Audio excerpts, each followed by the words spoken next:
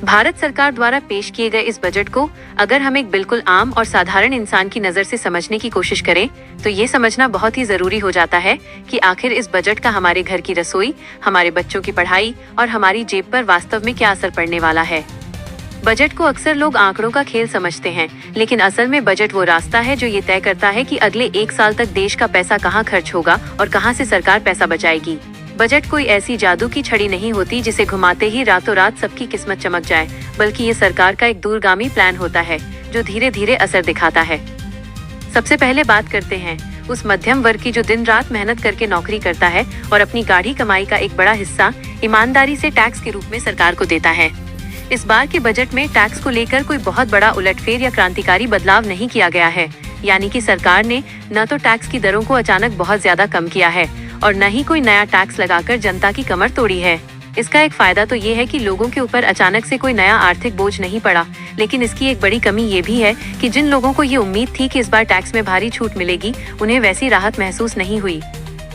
हालांकि सरकार ने यहाँ एक राहत ये दी है कि टैक्स भरने की जो पूरी प्रक्रिया है उसे बहुत ही आसान और डिजिटल बना दिया गया है, ताकि एक आम आदमी को सरकारी दफ्तरों के चक्कर न लगाने पड़े और वह बिना किसी डर के अपना टैक्स जमा कर सके। लेकिन सच तो ये है कि जो नौकरी पेशा लोग महंगाई से परेशान हैं, उन्हें सीधे तौर पर अपनी जेब में पैसों की बचत कम ही महसूस होगी, क्योंकि महंगाई का मुकाबला करने के लिए जितनी बड़ी राहत की उम्मीद थी वो इस बार के बजट के आंकड़ों में कहीं छिप सी गई है। इसके बाद अगर हम देश की जान यानी हमारे किसानों की बात करें तो बजट में खेती किसानी को नजरअंदाज तो नहीं किया गया है,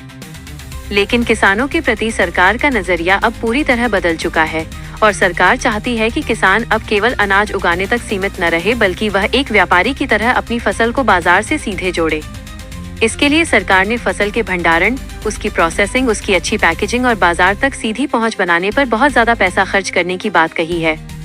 इसका मतलब यह है कि उन किसानों को तो बहुत फायदा होगा जो नई तकनीक सीखने को तैयार हैं और जो अपनी खेती को एक बिजनेस की तरह आगे बढ़ाना चाहते हैं। लेकिन हमारे देश का वो छोटा और गरीब किसान जो आज भी सिर्फ बारिश और कर्ज के भरोसे बैठा है, उसे लाभ कम मिलेगा। छोटे किसानों की सबसे बड़ी समस्या लागत का सही दाम न मिलना और कर्ज का बोझ है, जिसका हल इन लंबी योजनाओं के लागू होने पर ही धीरे धीरे निकलेगा और उन्हें तुरंत चमत्कार की उम्मीद नहीं करनी चाहिए। अब बात करते हैं हमारे युवाओं की जो देश का असली भविष्य है, और इस बजट को देखने से ये साफ पता चलता है कि सरकार युवाओं को सीधे हाथ में पैसा देने के बजाय उन्हें काम के लायक बनाना चाहती है।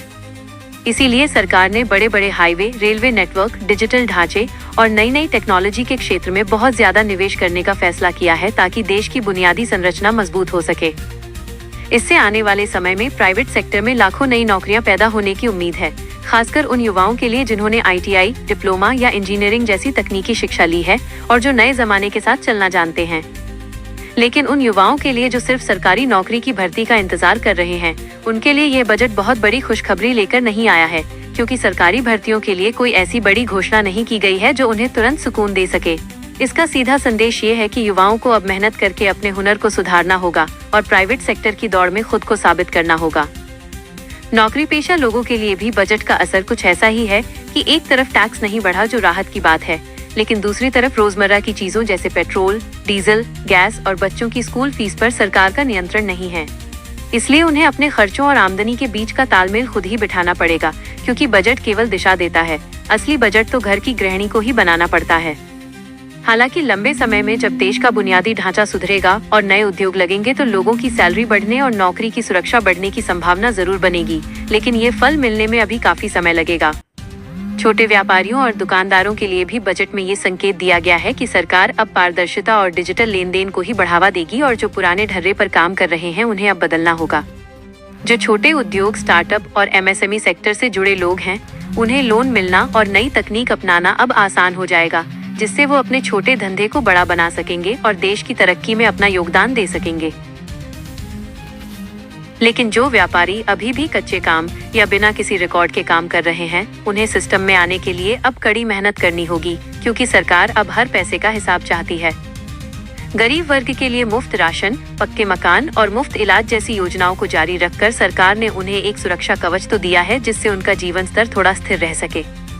लेकिन वह वर्ग जो गरीबी रेखा के ठीक ऊपर है, यानी न तो बहुत गरीब और न ही बहुत अमीर, वह आज भी सबसे ज्यादा दबाव में महसूस करता है, क्योंकि उसे न तो सरकार से पूरी मदद मिलती है और न ही वो महंगाई से बच पाता है। कुल मिलाकर ये बजट किसी एक वर्ग को अचानक अमीर बनाने वाला नहीं है, बल्कि यह एक लंबी सोच पर आधारित बजट है जो पूरे देश को एक साथ आगे ले जाने की कोशिश करता है।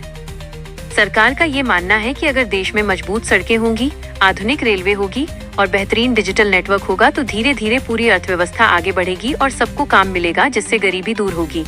लेकिन इसका एक कड़वा सच ये भी है कि आम आदमी को जो तुरंत राहत चाहिए होती है, जैसे कि महंगाई में बड़ी कटौती या टैक्स में बहुत बड़ी छूट, वो इस बजट में उतनी साफ नजर नहीं आती। इसलिए यह बजट उन लोगों के लिए है जो धैर्य रख सकते हैं और जो समय के साथ खुद को बदलने के लिए तैयार हैं, क्योंकि विकास की रफ्तार हमेशा धीमी और स्थिर ही अच्छी होती है। अगर आपको हमारी वीडियो पसंद आती है तो वीडियो को लाइक और चैनल को सब्सक्राइब जरूर करें।